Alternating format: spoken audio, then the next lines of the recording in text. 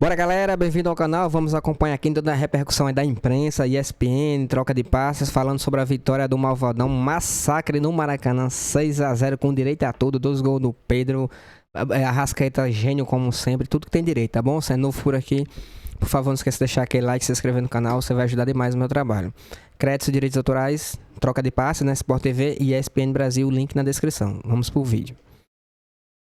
Flamengo e Palmeiras, os dois têm 10 pontos ganhos, fecham o G4, o Fluminense com 9, o Ceará com 7. Daqui a pouco a gente mostra a classificação super atualizada para vocês. Então, caiu o terceiro técnico nesse Campeonato Brasileiro. Gustavo Quinteiros não é mais o técnico do Grêmio, é o terceiro técnico a cair em apenas 4 rodadas de Brasileirão. Não é fácil a vida dos treinadores no nosso país. Outra notícia quentinha, Neymar acabou deixando o gramado da Vila Belmiro, iniciou o jogo como titular e aos 30 minutos do primeiro tempo deixou o gramado sentindo uma lesão, aos prantos. Vocês vão ver essas imagens daqui a pouco aqui no Troca de Passes. Estou aqui com Carlos Eduardo O Mansur e Alex e vamos começar a trocar passes a partir de agora sobre essa rodada. Que resposta do Flamengo, que goleada, um 6-0. Olha, 20 minutos já estava 3-0 para o Flamengo, o jogo já tinha acabado. Uma daquelas exibições para o torcedor guardar na memória, com Foi os mais dois do primeiros Michel, né, gols de um. Pedro na temporada. Uma boa notícia, não, Mansur? Boa noite. Boa noite, Felipe. Boa noite, Alex. Todo mundo que assiste o Troca. Para o torcedor guardar na memória, pena que menos gente do que o habitual na história recente do Flamengo vai guardar na memória essa exibição tendo visto em loco, né? Aliás, não é possível, não combina com um clube como o Flamengo, iniciando o brasileiro como disputando a liderança, e nesse momento na liderança do campeonato, pelo critério de desempate na disputa com o Palmeiras, não combina com o Flamengo, 2 setores de arquibancada do Maracanã fechados, sem ninguém, né? Se você fizer uma comparação entre o que se cobrou do torcedor, do público geral, não do sócio-torcedor, para o jogo, porque se faz essa conta, e essa conta é um equívoco, porque dificilmente você passa de metade do estádio de sócios torcedores. Você tem que, é preciso olhar também para o público geral, porque também é muita gente que paga esse preço. Se você pega em relação ao jogo contra o mesmo Juventude no Campeonato Brasileiro passado, você tem entre 40% e 60% de aumento no valor do ingresso desse ano. Então, é preciso olhar para isso, porque não é a primeira vez que o Flamengo joga com setores inteiros do Maracanã fechados, e isso não combina com o público. O ingresso mais caro que tem é a cadeira vazia. É a cadeira desocupada, inclusive, para a imagem do espetáculo. Mas, enfim, dentro de campo, a imagem do espetáculo foi a melhor possível, né? Porque juntou 2 coisas. Juntou um time que é muito bem treinado, que tem uma qualidade técnica altíssima e que hoje deu uma ótima resposta a quem, inclusive eu, falava que esse time vinha tendo uma questão, até pela característica de montagem do elenco, de fazer gol. Hoje isso não foi uma questão, o Flamengo criou demais e aproveitou muito bem a oportunidade. Teve 2 gols do Pedro, que é uma volta de um jogador, esse sim, com enorme intimidade com o gol. A categoria do Arrascaeta, quando está próximo ao gol, capacidade de definir jogadas dele, aproveitou bem bola parada. Foi uma exibição de alto nível do Flamengo contra um adversário que também não competiu bem. Evidente, quando tem um resultado desse, as 2 coisas se encontram. Uma ótima exibição de um lado e um time do outro lado que não competiu. Sobre o público dito pelo Mansur, 31 mil torcedores, né? Um público baixo para os padrões do Flamengo, 31 mil pessoas no Maracanã, ou seja, 50%. Isso. O Maracanã nessa noite contra o Juventude, um jogo que valia a liderança para o Flamengo, como valeu, porque o Flamengo venceu o jogo e é o líder ao lado do Palmeiras com 10 pontos. Vamos ouvir, antes de o Alex dar o boa noite, Pedro, que falou sobre essa volta, né? Já havia participado de alguns minutos no jogo anterior, mas hoje os 2 primeiros gols dele nessa temporada 2025. Tá aqui o Pedro, então, para falar um pouquinho. 2 gols, esse recomeço, esse retorno, 7 meses depois da lesão grave no joelho. Agora ele está de volta ao Maracanã, o artilheiro do estádio, do novo Maracanã, com 2 gols, recebendo todo o carinho dos jogadores que não entraram também, e também, é claro, da torcida. Vamos ouvi-lo. Alegria enorme poder voltar a marcar aqui no Maracanã, voltar a marcar depois de muito tempo longe dos gramados. Claro que ainda estou buscando o meu melhor ritmo fisicamente, mas hoje foi uma noite muito feliz. Só tenho que agradecer a Deus pela recuperação, como foi o processo. Tempo longo, mas com muita esperança de voltar bem, voltar forte. E graças a Deus eu voltei muito bem, e só tenho que agradecer a Deus que me deu força nesse momento, aos companheiros, a todos que fizeram parte desse processo longo Então eu estou muito feliz, uma noite que sem dúvida vai ficar marcado para mim e para minha família. Pedro, a nossa equipe notou que a cabeçada saiu com muita força, uma força até nova. Você trabalhou fisicamente para ter mais força nessa volta, depois de uma segunda lesão tão importante? Acredito que nesse tempo longo eu trabalhei de tudo, né?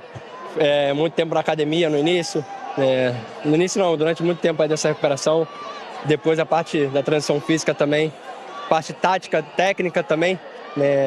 A parte técnica eu priorizei muito também para esse retorno. Então fico feliz de voltar a marcar. Como eu falei, é claro que eu estou buscando ainda o meu melhor nível e sem dúvida vai voltar rápido porque tenho trabalhado para isso e os companheiros, toda a preparação física é muito, muito boa e tem me dado total apoio para voltar ao meu melhor físico. Tá aí então o Pedro, todo feliz pelos 2 gols marcados, um longo tempo afastado do futebol, foram 7 meses, hoje se reencontrando com as redes. Só um detalhe, ano passado quando o Flamengo venceu o Juventude no Maracanã, já era a 31ª rodada do campeonato e já havia poucos sinais de que o Flamengo alcançaria o Botafogo na liderança, o Flamengo jogava para se manter no G4 àquela altura. 60 mil pessoas no estádio. Pois é.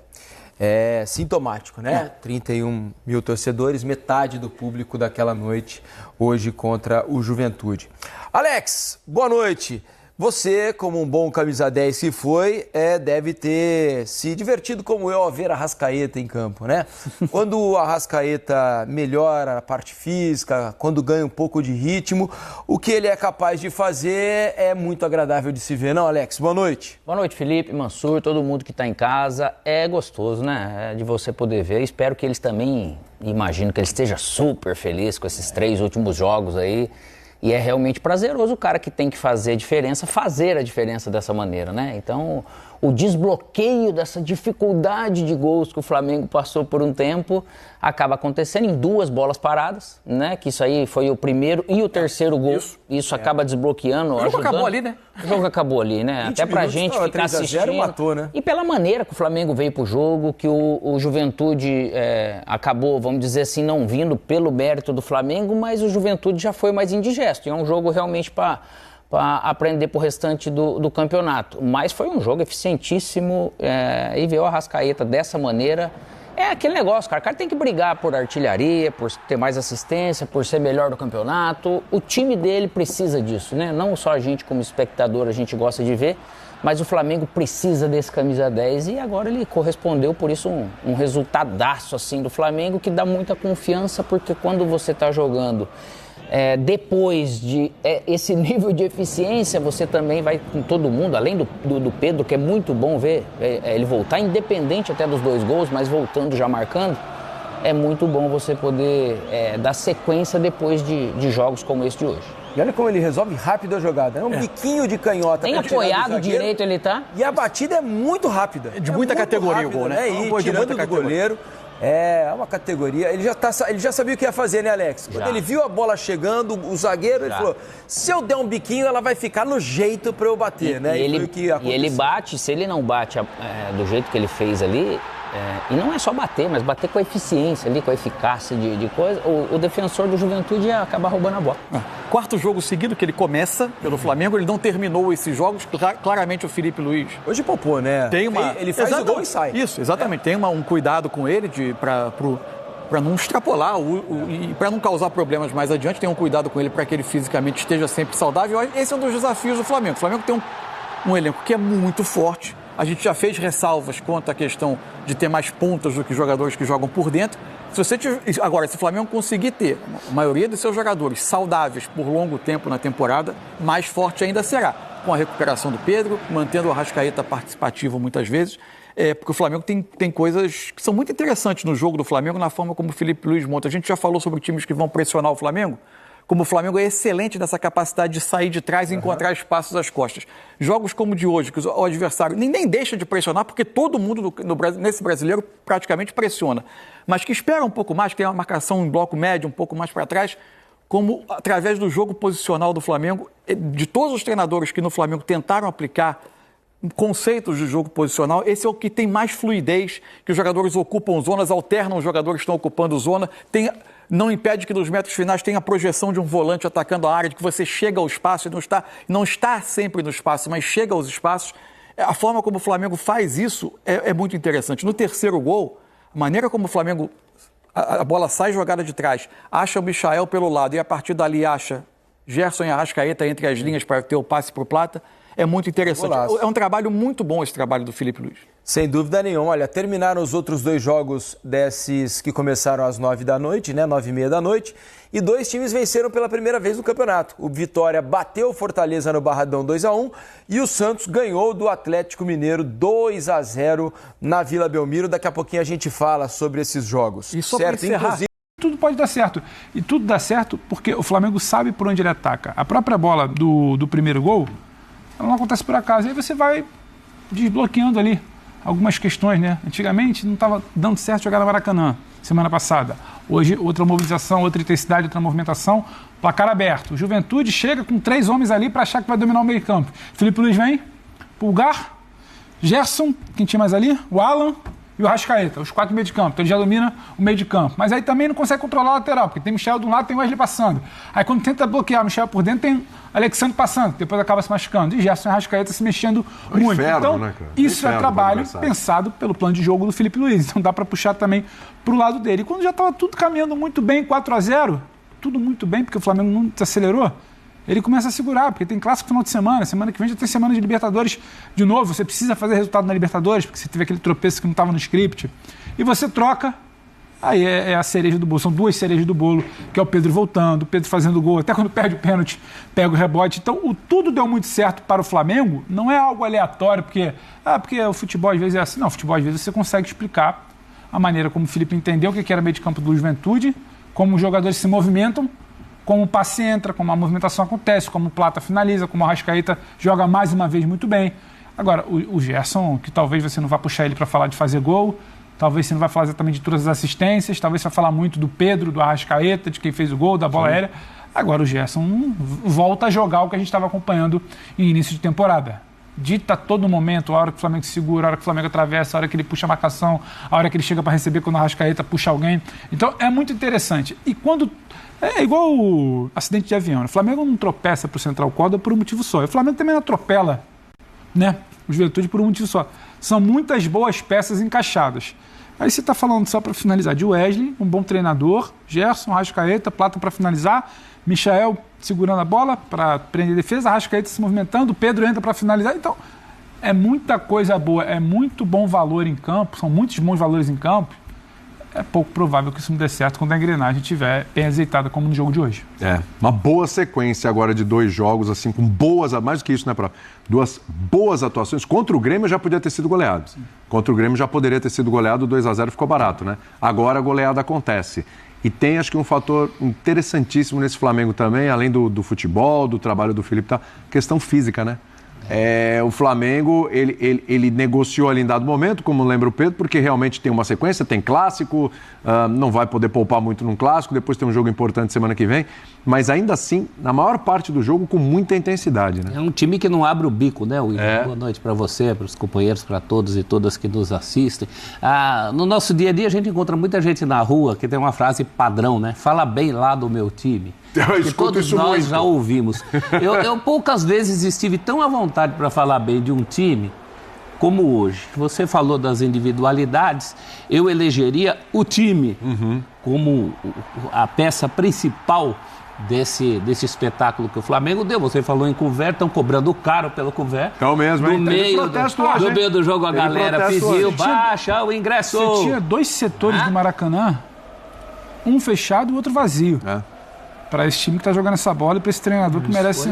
Complicado, esquisito. Preços aí de R$80 a R$500 hoje, hein? Independentemente disso, hoje valeu cada tostão. Esse time funciona como um organismo, que é o que a gente cobra de todo time do país. Ele contraria certas lógicas, como aquela de que nenhum time consegue ser intenso os 90 minutos, hoje 100 minutos no futebol. Esse time estava marcando com a mesma seriedade quando ganhava de 5, antes do pênalti. As substituições dão uma amostra disso, né? Volta com o Luiz Araújo no lugar do Pulgar, ganhando de 3. Depois você tem Pedro entrando no lugar do Arrascaeta. Você ainda entra o Cebolinha.